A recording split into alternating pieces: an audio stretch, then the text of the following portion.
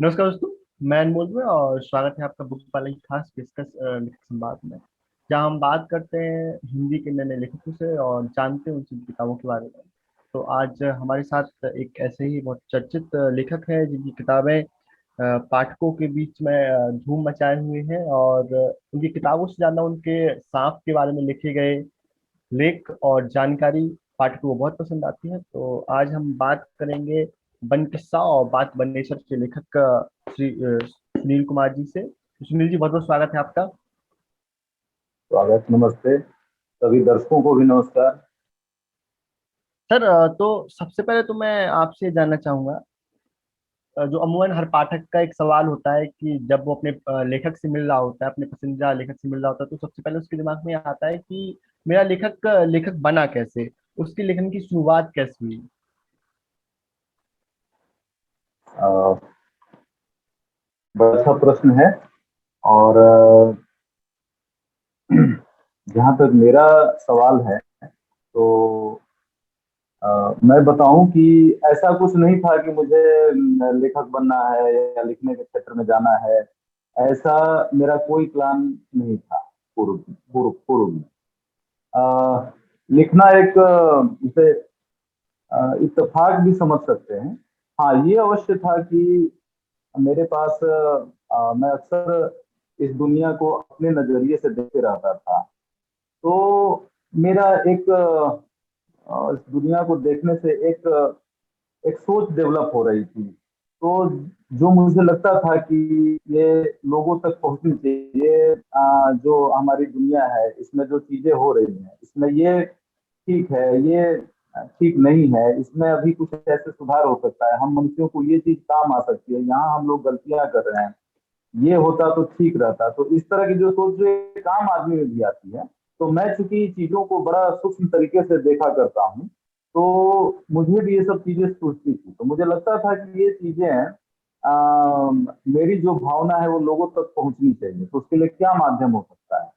तो सबसे जो आसान माध्यम है वो सबको पता है कि यह लेखनी है। इसके थ्रू जो है हमें और किसी साथी या संगत या किसी साधन की आवश्यकता नहीं है। बस एक पेन है और एक कॉपी है आपके पास।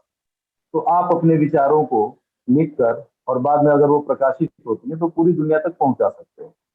तो इस तरह से मैंने लिखना शुरू किया। बाकी ये नहीं है कि जैसे मैं लेखक बनना चाहता था या जैसे बहुत सारे मैं आजकल देखता हूँ, कोई प्रतियोगिता में भाग लेता है, कोई कोर्स चलाता है, कोई कैसे लिखे ये बताता है, कोई कैसे लिखे ये जानना चाहता है। तो ये सब चीजें मेरे पास नहीं थी। ये एक सहज स्वाभाविक क्रिया के अंतर्गत लिखने का काम शुरू हुआ है। मेरा कुछ दुनिया को देखने के बाद ऑब्जर्वेशन है और मैं वो लोगों तक पहुंचाना चाहता हूँ।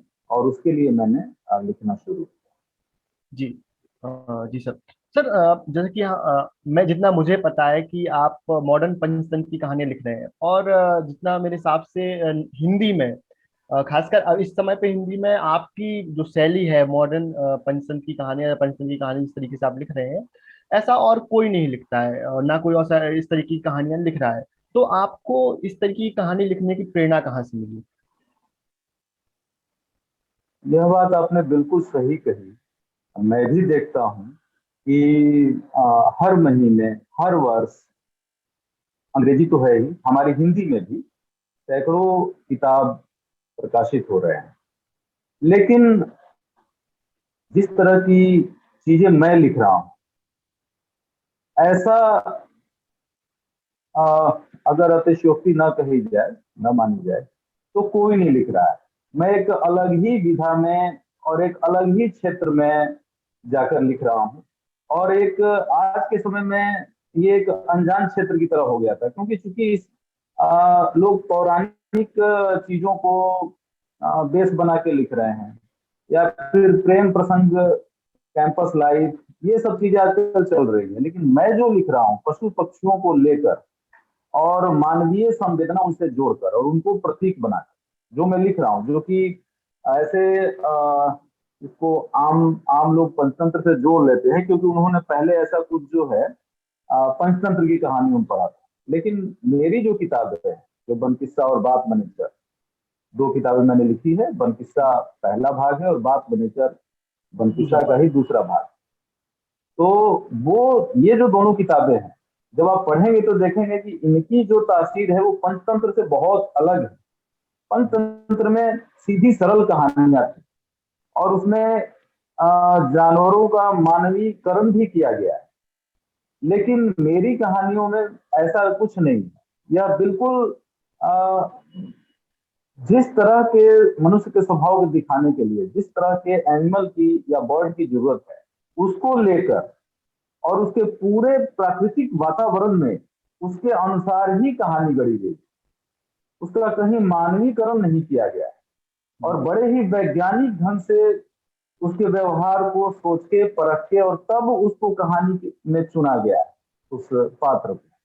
तो मेरी कहानियां जब आप पढ़ेंगे और जिसने पंचतंत्र पढ़ी है, तब उसे पता चलेगा कि ये कहानियां बड़े अलग अपने। किस्म की हैं, यूनिक अद्वितीय किस्म की हैं, ये अपनी ही तरह की हैं।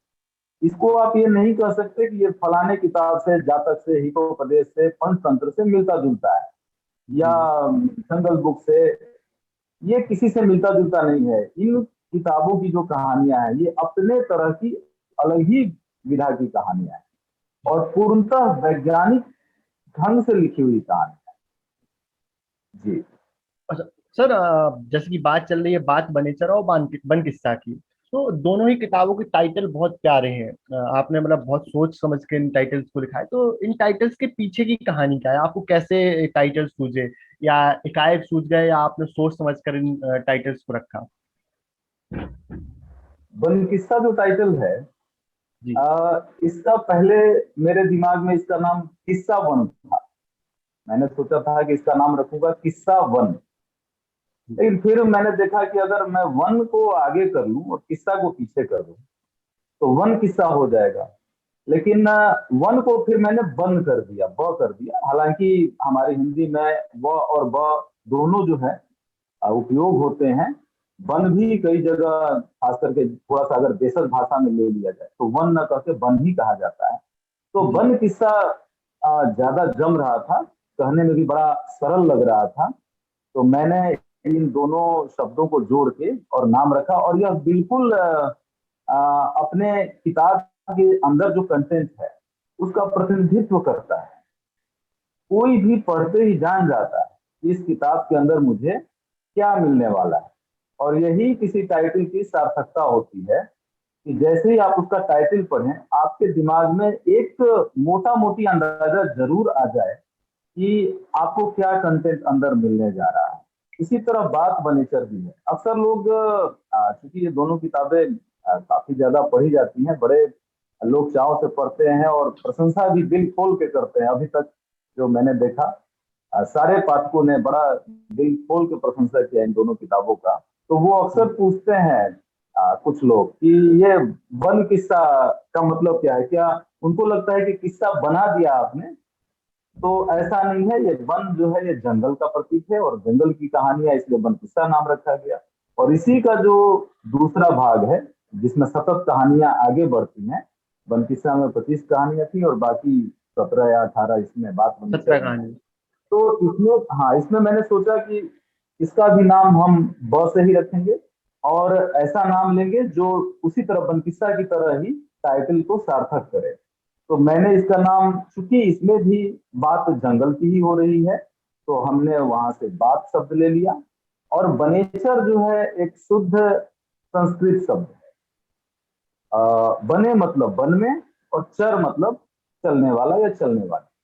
तो वन में चलने वाली बात, बात बने थे, ये इसका शाब्दिक अर्थ है। वन में जो बात चलती है तो वो इस किताब के अंदर है। तो यह किताब के अंदर जो है जंगली जानवर हैं, उनकी कहानियां हैं। तो इसलिए मैंने इसका नाम भी जो है बात बनेचर रखा। जी। और अच्छा सर, टाइटल लोगों द्वारा पसंद किया जाता है। जी, जैसे कि सर आपने बताया बनेचर, आपने जो शब्द लिया है शुद्ध संस्कृत का शब्द है। इस तरीके से हम देखें तो दोनों किताबों में कई जगह पे बहुत कठिन हिंदी के शब्द आपने लिखे हैं, और जिन्हें देखने पे मालूम होता है कि आपने ये शब्द जानबूझ के रखे हैं। तो इनके पीछे पीछे रखने की वजह क्या थी कि आपने इन कठिन शब्दों को क्यों रखा? जबकि आजकल हम देखते हैं कि अधिकतर लोग सरल हिंदी की भाषा में लिख रहे हैं, तो ऐसे में आपने कुछ जगह कठिन शब्द क्यों रखे? देखिए, यह ठीक है कि सरलता होनी चाहिए। यह प्रश्न भी मुझसे बहुत बार पूछा जाता है। सरलता होनी चाहिए, लेकिन सरलता के साथ हमें यह भी देखना होगा कि विविधता भी रहे। अगर विविधता नहीं रही तो कोई चीज बहुत ज्यादा सरल हो गई तो उससे एक तो आनंद चला जाएगा, और दूसरी बात की अभिव्यंजन क्षमता जो है वो हमारी कम हो जाएगी। तो अगर हम हिंदी में ही अगर हम सरल शब्द लगातार लेते चले गए तो पता चलेगा कि हमारे पास गिनती के 100, 200, 1000 शब्द ही बचे हैं जिनमें हम अपनी भावना को व्यक्त कर पा रहे हैं। तो कहीं ना कहीं एक रास्ता आ जाएगी। लेकिन जब हमारे पास अभिव्यंजन क्षमता के लिए तरह तरह के शब्द होंगे तो शब्दों का एक अलग आनंद है। पता नहीं किन्हीं ने डिक्शनरी पढ़ा है कि नहीं। मैं तो हिंदी की मेरे पास कम से कम 4 डिक्शनरियां हैं, और मैं कभी कभी सिर्फ डिक्शनरी ही उठा के पढ़ता हूँ। हिंदी की डिक्शनरी उठा के पढ़ता जी। हूँ उसको। तो मैं जब उसमें शब्द मिलते हैं तो इतना आनंद आता है उन शब्दों को पढ़ के कि लगता है कि अरे हमारी हिंदी में ये शब्द भी है। अरे हमारी हिंदी में इतना अच्छा शब्द है जो एक ही शब्द में इतने बड़े भावना को व्यक्त कर सकता है। तो वो चीजें हाँ, आम हिंदी भाषी व्यक्ति के पास जानी चाहिए कि देखो हमारी हिंदी में कितनी विविधता है, कितनी अभिव्यंजना क्षमता है, कैसे कैसे मजेदार शब्द हैं। और आप इनका अगर प्रयोग करोगे तो कल को ना आपकी सिर्फ हिंदी अच्छी होगी, आप किसी भी चीज को बढ़िया ढंग से व्यक्त कर पाओगे। और सुनने वाले को भी मजा आएगा। जब मेरी इस हिंदी को लोग पढ़ते हैं तो कई लोग मुझे बताते हैं कि भैया हिंदी में ऐसा ऐसा शब्द जो पढ़ा तो बड़ा मजा आया, मुझे नहीं मालूम था कि हिंदी में इस तरह का शब्द है। तो आपने ठीक कहा कि कई जगह मैंने चीजें जानबूझ के उन शब्दों को रखा है। कुछ शब्द मैंने क्षेत्रीय भाषा से भी चुने हैं, क्योंकि जी। अगर हिंदी को समृद्ध करना है तो उसमें जो क्षेत्रीय भाषाएं हैं उनसे भी कुछ शब्द जोड़ना होगा, ताकि दिनानुदिन हमारी हिंदी में नए नए शब्द आए और हमारा हिंदी का शब्दकोश बढ़े, ना कि सिकुड़े। अगर हम सरलता की ओर जाएंगे तो हमारा शब्दकोश सिकुड़ेगा, जिसका परिणाम एक रास्ता होगा, जिसका परिणाम हमें अपने शब्दों को अभिव्यंजित करने में, एक्सप्रेस करने में कमी आएगी। हम और ये भी जान लीजिए, शब्द जो बने हैं तो हर शब्द पर्यायवाची होकर भी वह एक यूनिक भावना को व्यक्त करता है, जिसको हम जी लोग भूल बिल्कुल। जाते हैं। कोई भी शब्द कितना भी पर्यायवाची हो, लेकिन उसका एक अपना ऐसा अर्थ भी होता है जो सिर्फ वही दे सकता है। तो जी। अगर हम लगातार सरलता की तरफ जाएंगे तो हमारे शब्द मरते जाएंगे, और शब्द मरेंगे तो हमारी भाषा भी मरेगी। जैसे मैंने कहीं सुना था कि हिंदी में ऐसे पता नहीं 10 लाख से भी कितने ऊपर शब्द, माफ कीजिएगा, अंग्रेजी में 10 लाख से भी ऊपर शब्द हो चुके हैं डिक्शनरी में। ये 10 लाख हुआ या ये शब्द हाल में ऐसे करके आया, ठीक है। लेकिन अगर हम अंग्रेजी लगातार जो है सिर्फ बिल्कुल सरलता की ओर चलते चले जाएं और उन विविध भावना वाले अगर वो अंग्रेजी के शब्दों को उपयोग न करें, तो जैसे मैंने सुना है कि सिर्फ अंग्रेजी में लोग 600 या 1200 शब्दों में ही अपनी अंग्रेजी बोलते हैं। तो हाँ। क्या फायदा उतने बड़े शब्दकोश का और 10 लाख शब्दों का, जब हमें 1000 शब्द में ही अपनी भाषा को रखना है।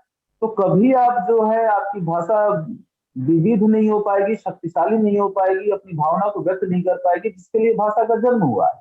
तो हमें अपने भाषा को शक्तिशाली बनाना है, उसके शब्दकोश को न सिर्फ मजबूत करना है, बल्कि उन शब्दों को हमें अपने बोलचाल की भाषा तक भी खींच के लाना है। और अपनी भाषा में कुछ क्षेत्रीय शब्दों को भी मिला के दिनानुदिन अपने हिंदी के शब्दकोश को बढ़ाना है। तो इस प्रयास के तहत जो है ये जो किताबें मैंने लिखी हैं इनके पीछे कई प्रछन्न मेरे लक्ष्य हैं, जिसमें से एक लक्ष्य ये भी है कि मुझे अपनी हिंदी भाषा को भी बलिष्ठ करना है, उसको मजबूत करना है, और लोगों को दिखाना है कि देखिए आपकी हिंदी इतनी सामर्थ्यवान है, इतनी ताकतवर है कि वह खुद से किसी भी भाव को व्यक्त कर सकती है। आपको अंग्रेजी या उर्दू या किसी शब्द की आवश्यकता नहीं, आप खुद हिंदी से भी सारे अपने भाव को व्यक्त कर सकते हैं। यह दिखाना भी मेरा उद्देश्य था। तो इसलिए भी मैंने इस तरह के कुछ शब्द डाले थे। और यह शब्द बहुत ज्यादा कठिन नहीं है। काफी लोगों ने इसका आनंद लिया है, और लोग कहते हैं कि इतना कठिन नहीं है जितना कुछ लोग कहते हैं। बड़ा आनंद आया इन शब्दों को पढ़ के। जी। जी। तो सर अगर हम बात करें इन दोनों किताबों की, तो एक कॉमन पात्र दोनों किताबों में है, जो है इस इन दोनों कहानियों का सूत्रधार, या दोनों किताबों का सूत्रधार जो हर कहानी में मौजूद है, मत्स्य राजा। तो आखिर इस सूत्रधार आपने मत्स्य राजा को ही क्यों चुना? अच्छा प्रश्न है। देखिए, सबसे पहले तो क्या है कि अ, मैंने बनकिस्सा की कहानियां लिखी पहले, और बाद में मैंने देखा, और ये जो मछराजा है इसको मैं बाद में ले आया। जब बनकिस्सा की कहानियां मैंने कुछ लिख ली 10-12, तो मैंने सोचा कि इन कहानियों का एक, चूंकि प्रछन्न मकसद है, चूंकि प्रतीकात्मक कहानियां हैं, अब जी। बातें कहीं और हो रही हैं, बातें किसी और की हो रही हैं, और जी। कोई और कर रहा है।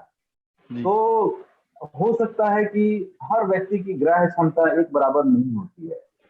तो कुछ लोग तो बात को पकड़ ले, और कुछ लोगों को थोड़ा सा कठिन लगे कि मैं क्या बात कर रहा हूँ।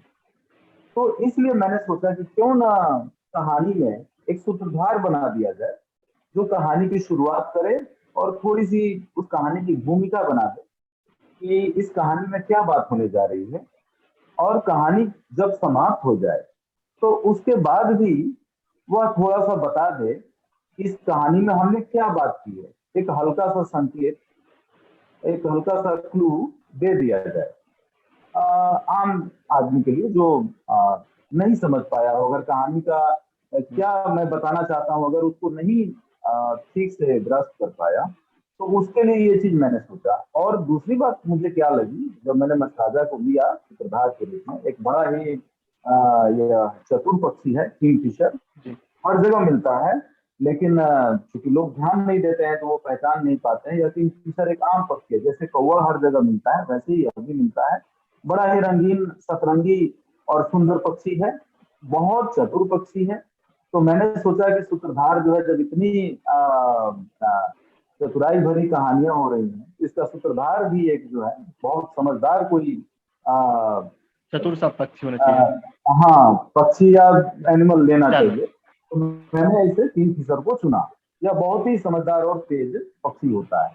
तो इसके माध्यम से, और दो स्रोत हैं इसमें, कछुआ और जलकाक। कछुआ पानी में रहने वाला कछुआ हर कोई जानता है, और जलकाक जो है यह एक पानी में तैर सकने वाला, पानी के अंदर डुबकी मार के चलने वाला, और फिर हवा में उड़ने वाला, तीनों क्षमता होती है जलकाक में। तो यह एक काला सा कौवे के आकार का ही लगभग पक्षी है। तो इन दोनों को मैंने श्रोता के रूप में लिया, और मछराजा किंगफिशर जिसका अंग्रेजी नाम है, तो वह कहानियां कहता है। और इसके माध्यम से क्या होता है कि लोगों को आसानी से समझ में आ जाती है कहानी पढ़ने के बाद कि लेखक ने क्या कहना चाहा है। जी। जी। अच्छा सर, हम अगर बात करें कहानी लिखने की, जैसे आपको बताया कि पहले आपने बन किस्सा लिखी, उसके बाद बात बनीचर लिखी, तो आप एक सरकारी ऑफिसर हैं, और जैसे कि हम जानते हैं कि सरकारी ऑफिसर के बाद समय की बड़ी कमी हो जाती है, बाध्यता हो जाती है कि ऑफिस के काम देखो, कुछ घर के चीजें, तो तमाम व्यस्तता होती है। तो आप ऐसे में लिखने के लिए समय कैसे निकालते हैं? क्या आप रोज लिखते हैं, या आपका विशेष कोई समय होता है कि आप इस समय लिखेंगे? और ये दोनों किताबों को लिखने लिखने में आपको कितना अंतराल लगा, कितना समय इन दोनों किताबों को लिखने में लगा?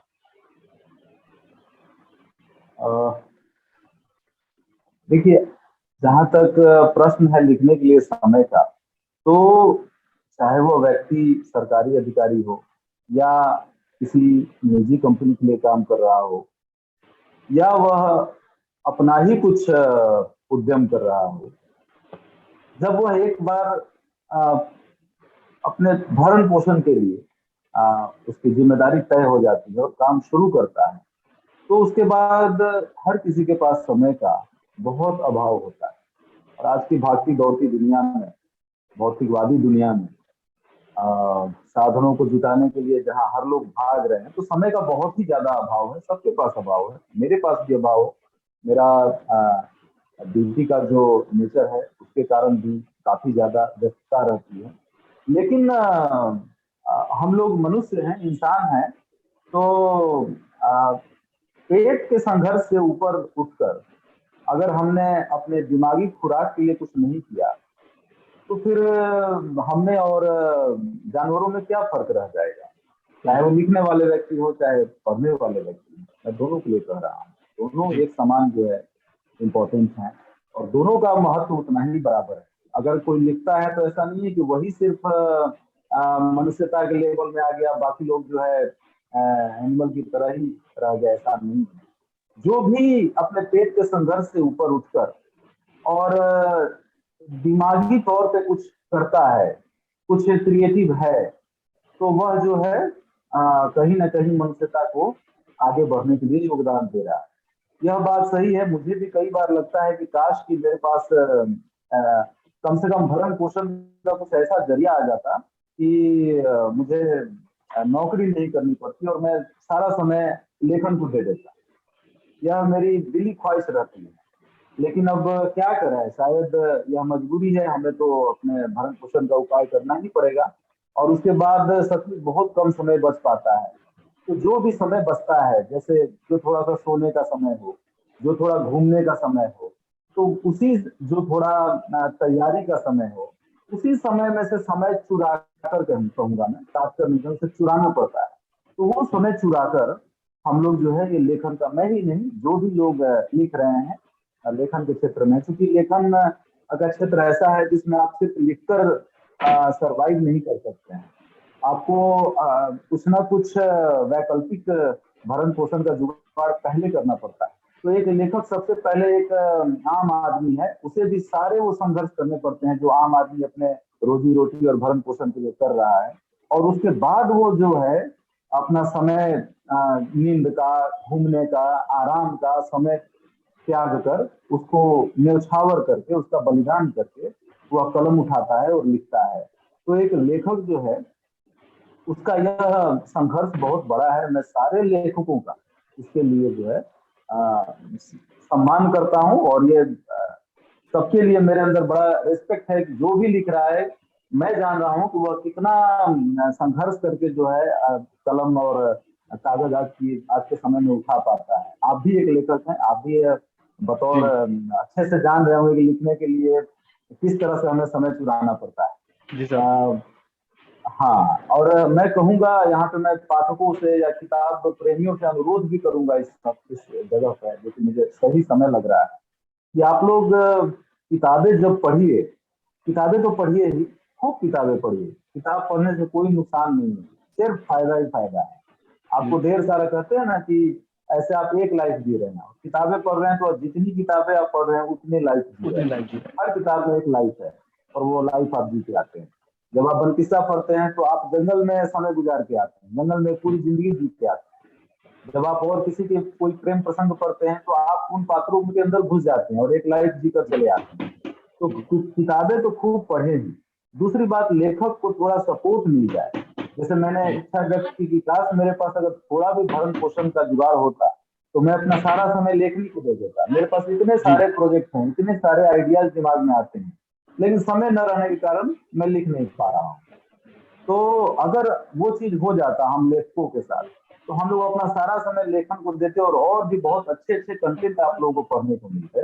तो मैं सारे पाठकों से अनुरोध करूंगा इस अवसर पर, किताबें तो आप लोग खूब पढ़िए ही, साथ में किताबें हमेशा पढ़िए। तो इस तरह से किताबें लीजिए कि लेखक को थोड़ा सपोर्ट मिल जाए। किताबें खरीद के पढ़िए।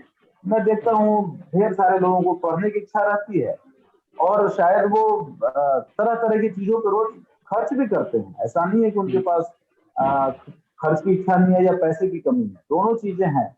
लेकिन जब बात किताब की आती है, तो उनका स्वभाव आकस्मिक रूप से बदल जाता है।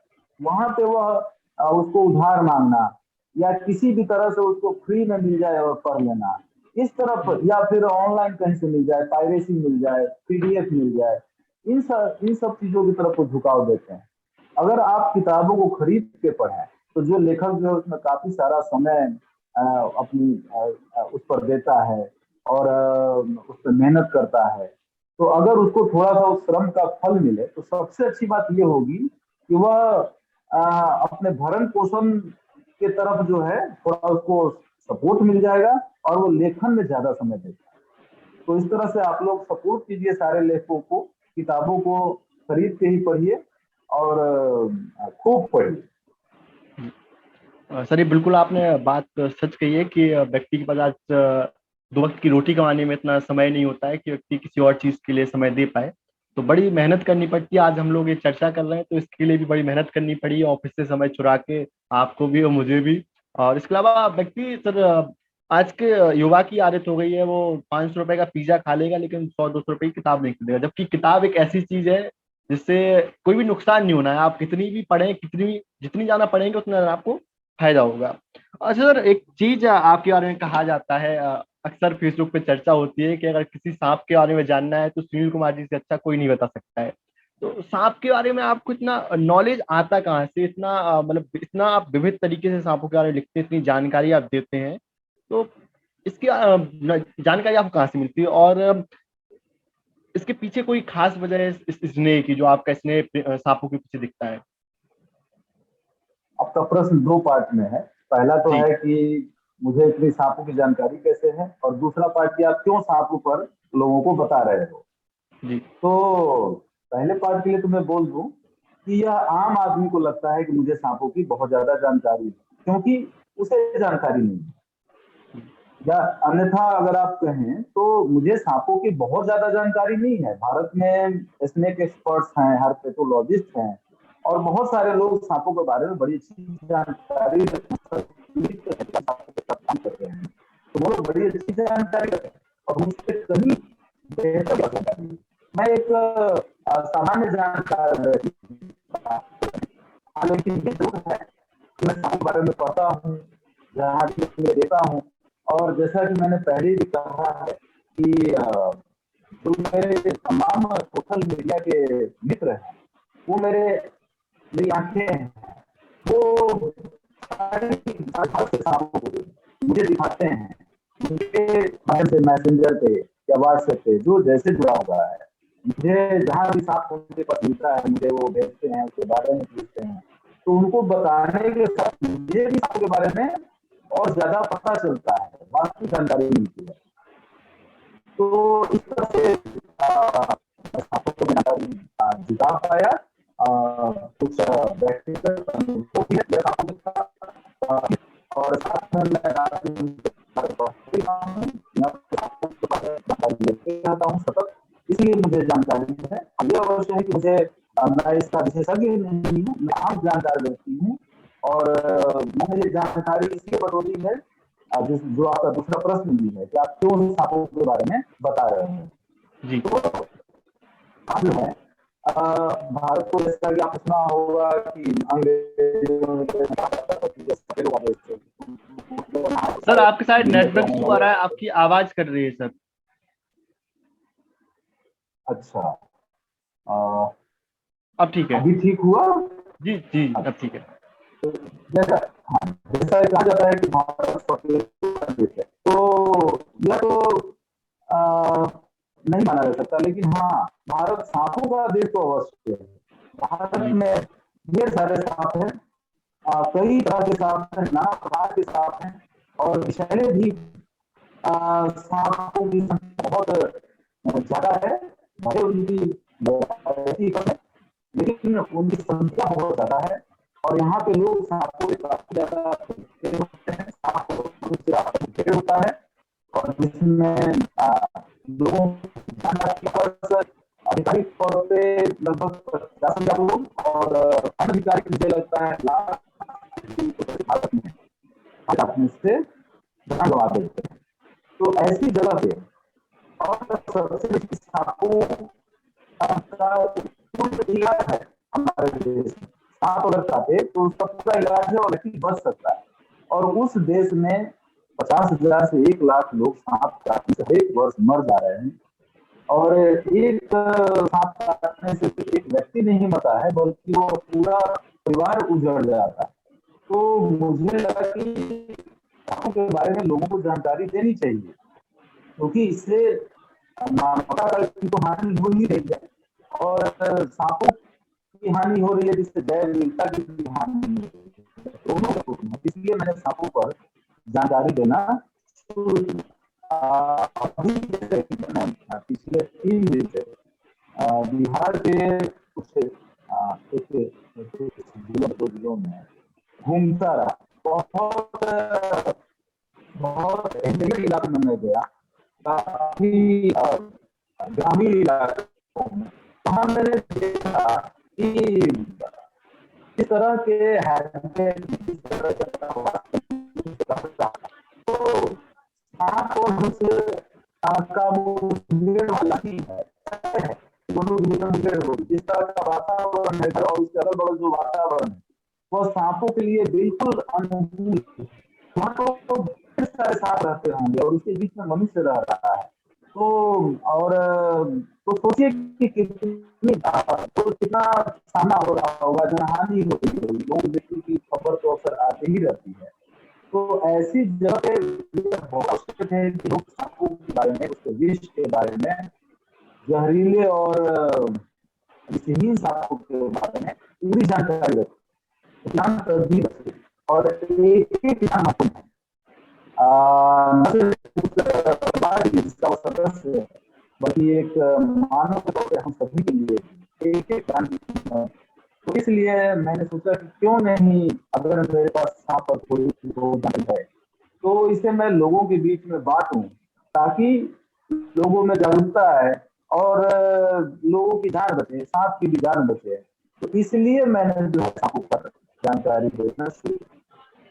जी सर, बहुत अच्छी पहल है आपकी। एक इससे मैं देखता हूँ काफी सारे लोगों की जान भी बच रही है और काफी सारा नॉलेज भी मिलता है। मुझे पहले सांपों से बहुत ज्यादा डर लगता था, लेकिन जब से मैं आपसे जुड़ा हूँ और आपके आलेख पढ़े हैं तो मुझे काफी सारी जानकारी होने लगी है किस तरीके से सांपों के बारे में जो तमाम जानकारियां मिलती रहती हैं। अच्छा सर, ये हम बात कर रहे थे जब किताब लेखन की या किताब प्रकाशन की, तो आप जब इस तरीके से आपकी जैसे कि अलग विधा में आप लिख रहे हैं, अलग ही विधा है और नई विधा है जो आप जिस तरीके से आप लिख रहे हैं, तो जब आप इन कहानियों को लिख रहे थे तो आपको इस बात का बिल्कुल भी भय नहीं लग रहा था कि आज का समय जो है मोबाइल का समय आ गया है, व्यक्ति टेक्नोलॉजी में इतना व्यस्त है, वो दिन भर मोबाइल में लगा रहता है, वो उसके घर के लिए, अपने फैमिली के लिए टाइम नहीं है, वो किताबों को टाइम कहाँ से देगा? वो आज का युवा पढ़ेगा किताबों को? नहीं पढ़ेगा। और जो प्रकाशन और पहले किताब को लिखना तो हो गया, तो प्रकाशन तक पहुंचना और प्रकाशन के बाद पाठकों तक पहुंचना, जो मेन मेरा सवाल है, पाठक तक पहुंचना, तो कितना आपको भय लग रहा था इसको लिखते समय और फिर कैसा प्रतिक्रिया मिली आपको पाठकों से? तो आपका प्रश्न था कि आप लिखना शुरू कर दिया और आपको ऐसा नहीं लगा कि अपन लोग पढ़ेंगे। और दूसरी बात की प्रकाशक आपको मिलेगा नहीं। और तीसरी बात की आपको पाठक इसको पसंद करेगा। 3 प्रश्न। तो सबसे पहली बात की, जैसा मैंने आपको बताया है कि लेखन के क्षेत्र में आपको लेखक बनने नहीं आया। ऐसा नहीं लग रहा है मुझे लेखक बनना है, बहुत बड़ा नाम कमाना है, ऐसा ऐसी मेरी कोई इच्छा नहीं थी पहले से। बस ये था कि जब मुझे लगा कि कुछ मैसेज है जो लोगों तक पहुंचना चाहिए, तो मैंने लिखने का साधन मुझे सबसे आसान लगा, मुझे लिखना चाहिए। और अपने कहा कि मोबाइल का जमाना होगा तो उसमें लोग कैसे पढ़ेंगे किताब। तो सबसे पहली तो बात थी, जब मैंने कविता की शुरुआती कहानी लिखी तो सदा मोबाइल नहीं आया था। 2003-4 से मोबाइल साथ लोग हुए 10 के बाद। और मैंने तो की कहानियां 1999 में ही कुछ लिखी, 2 3। हाँ, लेकिन ये है कि उस समय टेलीविजन, मैंने ये जरूर सोचा था कि लोग टेलीविजन देखते हैं तो वो कहानियां क्यों पढ़ेंगे, किताबें क्यों पढ़ेंगे जब वो टेलीविजन उनको देखने मिलता।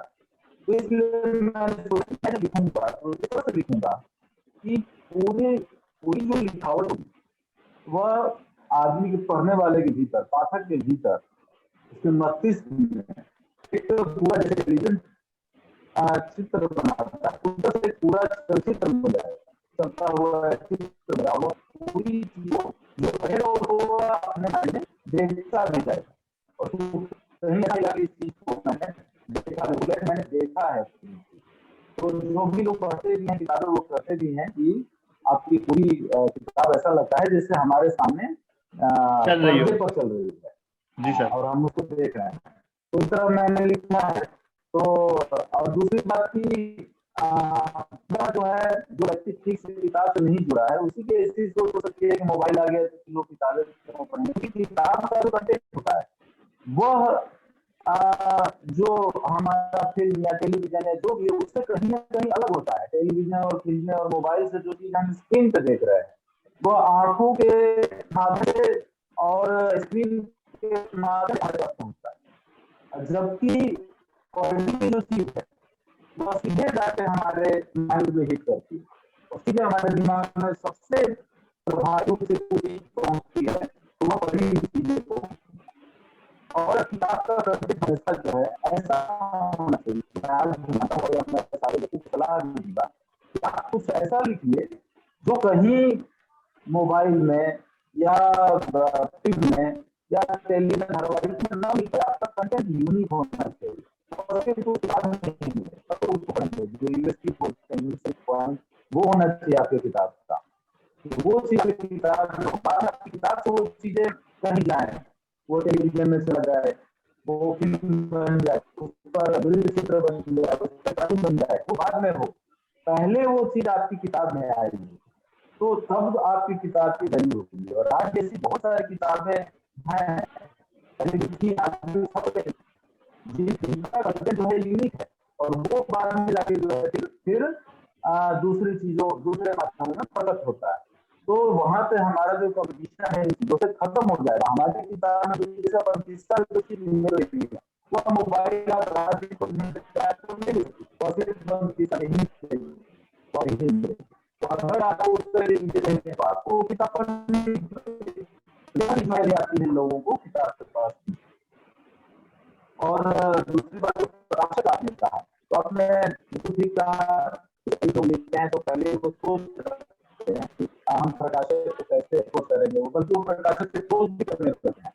जबकि मैंने जो लिख रहा था तो मैंने दूर दूर तक किसी प्रकार के बारे में नहीं सोचा, किताब के प्रकाशन के बारे में ही नहीं सोचा। मैंने सिर्फ ये सोचा था कि मैं सबसे अच्छा कंटेंट लिख दूं। हालांकि मैं जानता हूँ प्रयास से प्रयास किसी तरह से होना चाहिए, लक्ष्य तो उससे ऊंचाई का होना चाहिए। तो मेरे साथ में खूब और जब मैं अच्छा लिख दूंगा मुझे पाठक भी मिल जाएगा, मुझे पाठक भी मिलेगा। और जैसे आजकल होता है कि लोग सोशल मीडिया पे अपना संपर्क बनाना शुरू कर देते हैं, आपको जोड़ना शुरू कर देते हैं। मैं कुछ नहीं, मैं मीडिया से कर रहा, मैं मेरा फेसबुक अकाउंट 2008 से, लेकिन मैंने शायद ही उस पर कुछ चलाया हो या कुछ देखा होगा, वह बिल्कुल निष्क्रिय था। अब मैं बिल्कुल बबीता बाग बनेश्वर की कहानियां लिखने में मगन रहा था, उसी की कल्पना में खोया था। जब ये चीजें लिखना हो गया उसके बाद मैंने प्रकाशकों को किया, और जब किताब छपने के लिए स्वीकृत हो गई तब मैं सोशल मीडिया थोड़ा इसके जरिए जो है साधन है और प्रमुख का साधन है जहाँ से हम अपने पाठकों के साथ आसानी से जुड़ पाते हैं। तो मेरा यही था कि खूब अच्छा भी मिल जाएगा और भले आपकी चीज क्या हुआ, भले आपकी चीज सबसे अलग है तो क्या हुआ, भले आप कोई करे या कोई सोचे कि पता नहीं तो क्या, लेकिन वही चीज दुनिया उसी को अपनाएगी, सराहेगी और वो चीज हमेशा लोगों को ध्यान में याद रहेगा। आज भी आप देखते होंगे, आप रोज हजारों ये आपके आपके दिमाग में आती है, लेकिन क्या वो याद रह जाती है? नहीं, नहीं। तो याद क्या रहता है? जो आपने कुछ तो आपको दिमाग के अंदर चला गया वो आपको याद रहती है। ऐसी जो है लिखो और लोगों को पहले प्रभावित करे तो लिखिएगा। मेरे मामले में भी शुरू में प्रकाशक हिचके, लेकिन फिर मुझे था तो तो मैं अपनी लेखनी को जाकर मैं ऐसा नहीं कहूंगा कि इसमें प्रकाशक को बहुत ज्यादा विश्वास है, मेरा भी विश्वास है जो मैं किताब लेकर और मैं चाहा मैंने जब अच्छा लिखा है तो लोग इसे हाथों हाथ लेके पढ़ेंगे। और आज भी ये नहीं कहूंगा कि मनकीसा जो है बहुत ज्यादा हिट हो गई है, लेकिन ये जरूर कहूंगा ये जो किताब लिखी गई है यह अपने आप में सुपर हिट की गई है। इसको पढ़ने की आवश्यकता है। पढ़ने के बाद आप नहीं कह सकते कि यह किताब जो है मुझे पसंद नहीं आई या मुझे अच्छी नहीं लगी या इसका लेखन सही या इसके अच्छा था, आप ऐसा कुछ भी नहीं कहेंगे। आप एक मुश्त एक तुरंत इस किताब की, इस ग्रंथ की, इसके लेखन की प्रशंसा कर रहे हैं। यह विश्वास मुझे शुरू से था और इसी विश्वास को कायम रहते हुए मैं किताब को लेकर आगे बढ़ा और मैंने इस किताब को छपाया। प्रकाशक का कोई बहुत ज्यादा किताब में विश्वास नहीं था, लेकिन मैं आगे बढ़ा, किताब छपी और देखिए आज किताब लोग हाथों हाथ लेते हैं और मुक्त और इसे हो रही है। जी अच्छा, तो ये बात हुई बात बनीचर और बन किस्सा की। तो इसके बाद अब आपका नेक्स्ट प्रोजेक्ट क्या होगा? क्या तीसरी किताब भी इसी तरीके से जंगली कहानियों पर होगी या कुछ नया लेके आप आ रहे हैं? देखिए बच्चा तो एक श्रृंखला है जो चलती रहेगी। अभी 25 साल के बाद पंचर आया, इसकी अगली कड़ी भी आएगी। जी।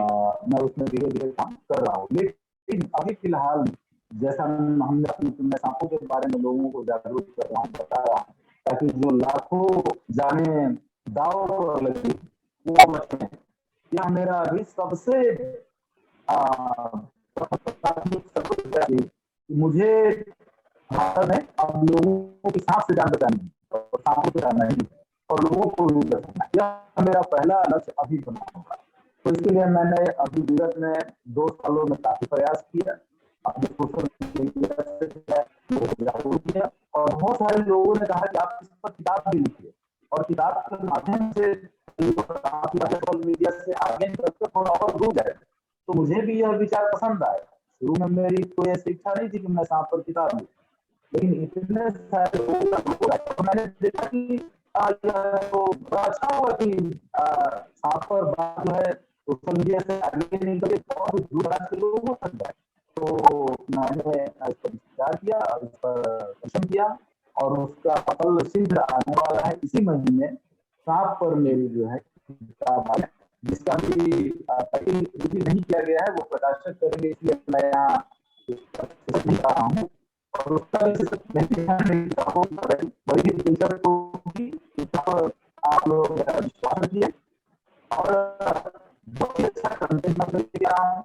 जैसे बात करी है या सांप पर जो किताब आ रही है इसकी सांप एक रहस्यमय जीव है और सांप एक ऐसा जंगली जीव है जिसने अब तक सबसे ज्यादा जिसके कारण मनुष्यों की मृत्यु हुई, जिसकी जंगली सबसे ज्यादा लोगों को मारा है, तो और साथ ही ऐसा जीव है जो पूर्णतः संरक्षित है, इसे पूर्णतः वन्य जीव माना गया है और संरक्षित या अपने आप में मानता है कि कोई ऐसा जीव जिसके कारण सबसे ज्यादा लोग मरे उसे संरक्षित होना गया है।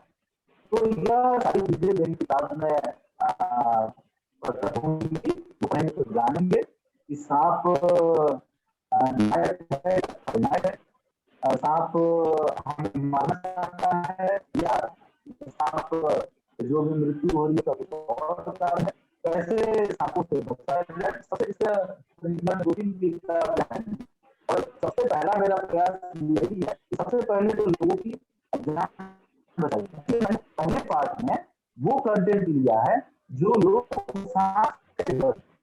इस चीज को मैंने पहले दूसरा भाग जो आएगा उसमें मैं सांपों पर ज्यादा जोर दूंगा, के बारे में बताना, उसकी पहचान, उसका व्यवहार बताना, उसके बारे में बताऊंगा।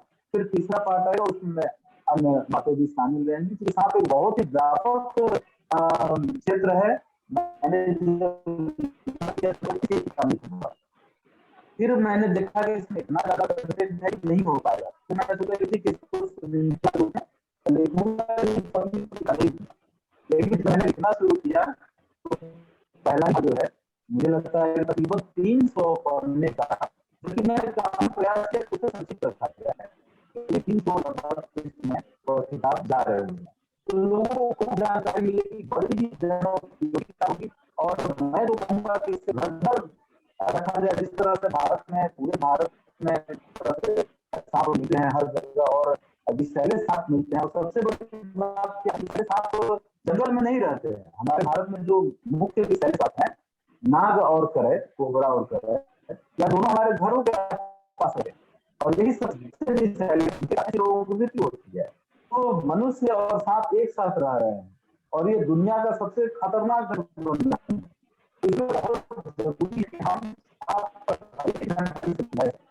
तो यही मैंने इस किताब में कोशिश की है कि हमारे भाई बंधु मित्रगण और सारा जो हमारा मनुष्य समाज है, यह इस चीज से लड़ रहे ताकि एक भी व्यक्ति की अवधारण आगे न जाए, और सांप से लोग भयमुक्त हो जाए, और सभी लोगों की जान बचे और सांपों की भी जान।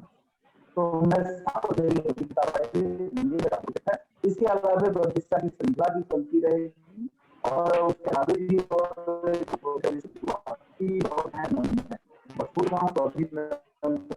लेकिन ये अवश्य है कि मैं चाहता हूँ कि मैं लंबे समय तक लिखूं, और क्वालिटी की चीज लिखूं, गुणवत्तापूर्ण लिखूं, जो भी लिखूं, और थोड़ा भी भले उसमें रिस्क हो, उसे कोई बात नहीं है, मैं बहुत ज्यादा पसंद करना हो पाऊँ कोई बात नहीं, लेकिन लोगों को जनोपयोगी चीज मिले, जो वो पढ़े उसे यह किताब पढ़ने के बाद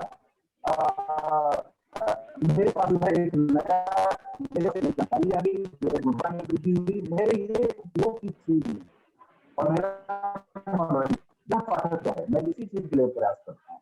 मैं ये नहीं देखता कि बाजार क्या है, मेरी किताबें मेरे लिए पाठक उसका लाभ सर्वोच्च है। तो बहुत अच्छी जानकारी सर आपने दी, और एक किताब 100% ही पाठकों के लिए और आम जनता के लिए बहुत लाभकारी होने वाली है। तो मैं पाठकों, जो दर्शक हमारे और पाठक देख रहे हैं, तो उनसे जरूर निवेदन करूंगा कि आप, अगर आपने बात बनेचर और बन किस्सा नहीं पढ़ी तो इन किताबों को जरूर पढ़ें, इससे आपको नई सीख मिलेगी।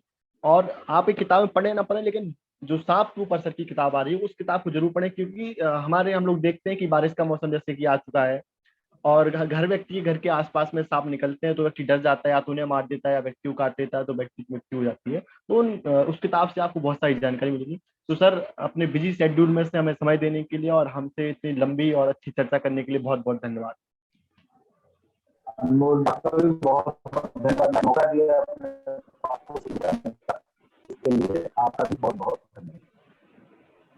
दोस्तों, ये थे हमारे साथ सुनील कुमार जी, जिनसे हम चर्चा कर रहे थे उनकी बुक्स पर, और हमने जाना कि किस तरीके की बुक्स सुनील जी ने लिखी हैं। तो बन किस्सा जो किताब है, हिंदी पब्लिकेशन से आई है, और ये किताब अपने आप में एक अद्वितीय किताब है, बहुत चर्चित रही है। इसी किताब का जो दूसरा पार्ट है वो है बात बनेचर, जो कि साहित्य वर्ष पब्लिकेशन से आया है, और जो कि ये किताब भी बहुत ज्यादा चर्चित रही है, और आज भी पाठक भी बहुत ज्यादा चर्चित है। हाल में ही शिमला बुक फेयर में एक दोनों किताबें गई थी, और वहां पर भी इन दोनों किताबों ने धूम मचा रखी थी। इसके अलावा दोनों किताबों को आप अमेजोन, फ्लिपकार्ट से भी खरीद सकते हैं। साहित्य विमर्श भी इनकी दोनों किताबों में बहुत अच्छा ऑफर दे रहा है, आप वहां से खरीद सकते हैं। और साथ में दुर्गा पुस्तकालय से भी इन किताबों को खरीद सकते हैं, जहाँ पर ये किताबें आपको उचित रेट पर मिल जाएंगी। दोस्तों, आज के लिए बस इतना ही। जल्दी मिलते हैं किसी नए लेखक के साथ और उनसे बातचीत करेंगे नई किताब पे। धन्यवाद।